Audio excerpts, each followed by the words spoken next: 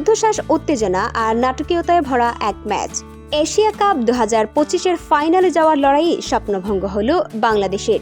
দুবাইয়ের মাঠে মাত্র 135 রানে পুঁজি নিয়েও 11 রানের অবিশ্বাস্য এক জয় তুলে নিল পাকিস্তান আর নিশ্চিত করল ভারতের বিপক্ষে স্বপ্নের ফাইনাল।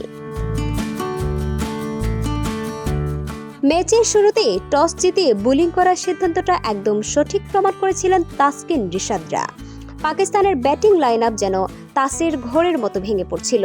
মাত্র 9 রানে 2 উইকেট আর 49 রানে 5 উইকেট হারিয়ে ধুঁকছিল তারা। মনে হচ্ছিল 100-র আগেই হয়তো গুটিয়ে যাবে পাকিস্তান, কিন্তু সেখান থেকেই ঘুরে দাঁড়ায় তারা।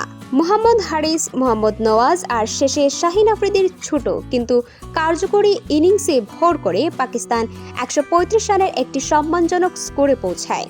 তাসকিন আহমেদ 3টি এবং রিশাদ ও মাহিদি 2টি করে উইকেট নিয়ে বাংলাদেশের কাজটা সহজই করে দিয়েছিলেন। কিন্তু কে জানতো এই সহজ লক্ষ্য তাড়া করতে নেমেই ব্যাটিং বিপর্যয়ে পড়বে টাইগাররা। শাহিন আফ্রিদি আর হারিস রৌফের গতি আর সুইংয়ের সামনে দাঁড়াতেই পারছিলেন না বাংলাদেশের ব্যাটসম্যানরা। একাই কিছুটা লড়েছিলেন শামীম হোসেন।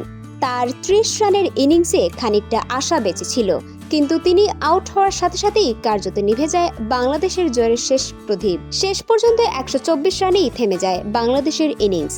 শাহিন আর রৌফ দুজনেই 3টি করে উইকেট নিয়ে বাংলাদেশের স্বপ্ন চুরমার করে দেন। এই জয়ের ফলে পাকিস্তান এখন 28 সেপ্টেম্বর ফাইনালে মুখোমুখি হবে চিরপ্রতিদ্বন্দ্বী ভারতের। এই টুর্নামেন্টে ভারত এখন পর্যন্ত অপরাজিত এবং আগের দুটি লড়াইয়েই তারা পাকিস্তানকে হারিয়েছে। একদিকে অপ্রতিরোধ্য ভারত, অন্যদিকে ঘুরে দাঁড়ানো পাকিস্তান।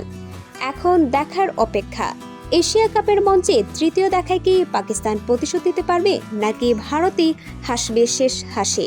মঞ্চ প্রস্তুত এক ব্লকবাস্টার ফাইনালের জন্য। এই ধরনের স্পোর্টস রিলেটেড গুরুত্বপূর্ণ আপডেট খবর পেতে আমাদের সঙ্গে থাকুন। বিজিএন টিভি স্পোর্টস, খেলার খবর সবার আগে।